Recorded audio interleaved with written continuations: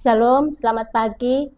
Jumpa kembali dengan saya di program Peda Rohani Paga Ministry. Sebelum kita beraktivitas di pagi yang indah ini, kita mau dasari dengan kebenaran firman Tuhan. Namun sebelumnya itu, mari kita bersatu hati di dalam doa. Mari kita berdoa. Terima kasih Tuhan, terima kasih Allah yang baik. Kami sangat bersyukur di hari yang baru ini Tuhan. Kami percaya bahwa Engkau selalu menjaga kami sepanjang malam ini Tuhan. Dan kami masih bangun dari tempat tidur kami dengan rahmat yang baru, hari yang baru. Kami sangat bersyukur dan berterima kasih Tuhan. Sebelum kami melangkah untuk beraktivitas Tuhan, kami mau berdasari dengan kebenaran firman-Mu Bapa. Mari Bapa, Engkau selalu menuntun kami, bukalah hati dan pemikiran kami Tuhan, supaya apa yang kami dengar, apa yang kami sampaikan pada pagi yang indah ini boleh membawa pedoman bagi kehidupan kami Tuhan. Terima kasih Tuhan Yesus, di dalam nama Tuhan Yesus Kristus kami berdoa. Haleluya, amin. Baik, firman Tuhan pada pagi yang indah ini terdapat di dalam Yesaya 47 ayat yang pertama hingga Yesaya 49 ayat yang ke-7. Judul pada pagi yang indah ini, konflik dengan budaya. Seperti kebanyakan, kita tahu bahwa kebanyakan pada zaman sekarang ini banyak umat Allah sering menemukan diri mereka berada dalam budaya dengan standar yang sangat berbeda dari mereka sendiri. Kita tidak dipanggil untuk mengundurkan diri dari budaya, tetapi kita dipanggil untuk membuat perbedaan, jalanilah kehidupan kontra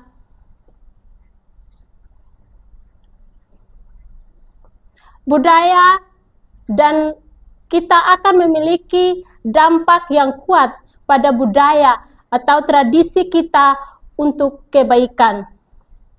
Saudara yang kekasih, umat Tuhan mendapati dirinya mereka dalam masyarakat yang kejam, yang tidak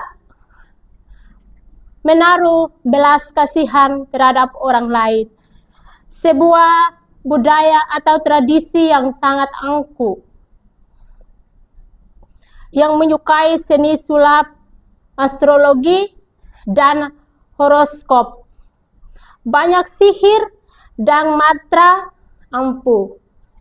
Saudara yang kekasih dalam Tuhan Yesus Kristus, sangat sulit untuk menjalani kehidupan yang benar-benar kontra budaya.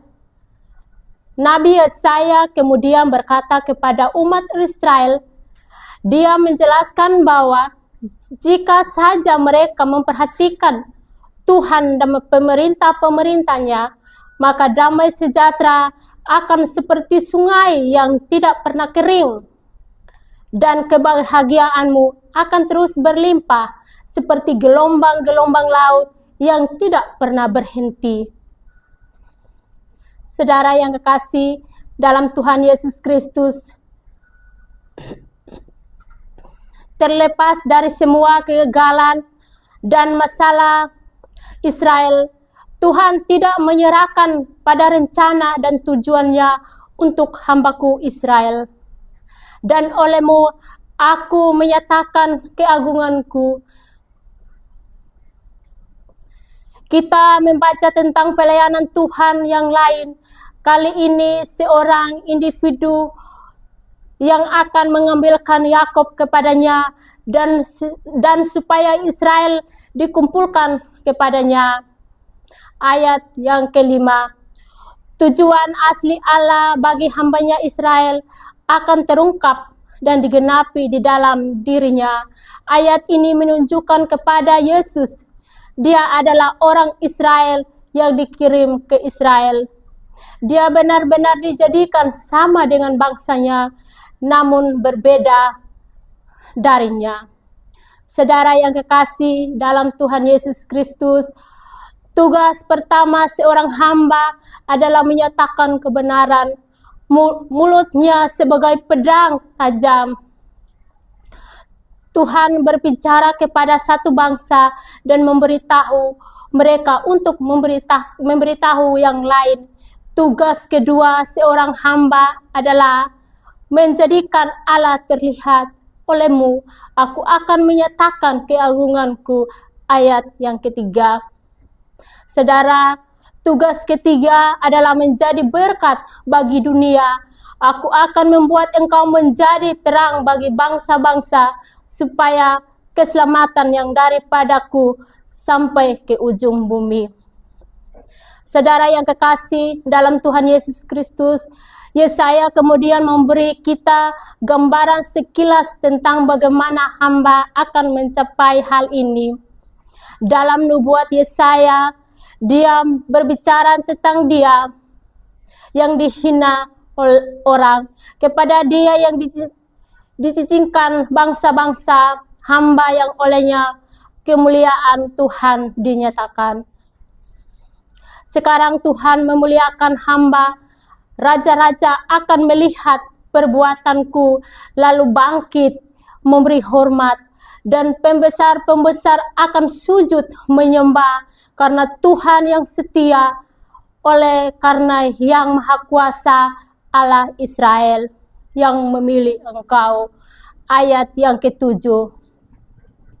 Saudara, ayat ini digenapi ketika orang Majus datang untuk menyembah Yesus. Ayat ini telah terpenuhi lagi selama 2000 tahun terakhir, ketika para raja, kaisar, presiden, dan perdana menteri telah bertekuk lutut kepada Tuhan kita Yesus Kristus. Israel tidak berhasil, tetapi Yesus dapat melakukan.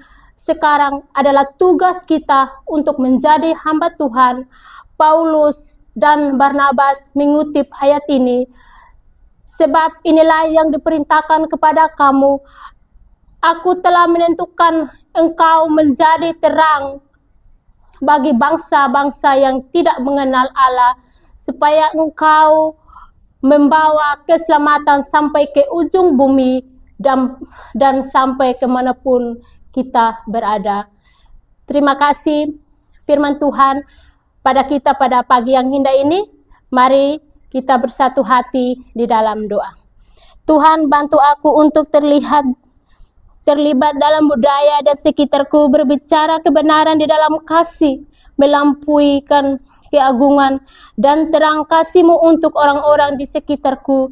Mari Bapa, berkatilah kami di pagi yang indah ini Tuhan. Kami mau beraktivitas Tuhan. Mari Bapa, Engkau mau memberkati kami. Engkau menuntun arah langkah kami ke jalan yang terbaik Tuhan Yesus. Terima kasih Tuhan Yesus. Di dalam nama Tuhan Yesus Kristus saya berdoa. Haleluya. Amin. Selamat pagi, selamat beraktivitas. Salam sehat.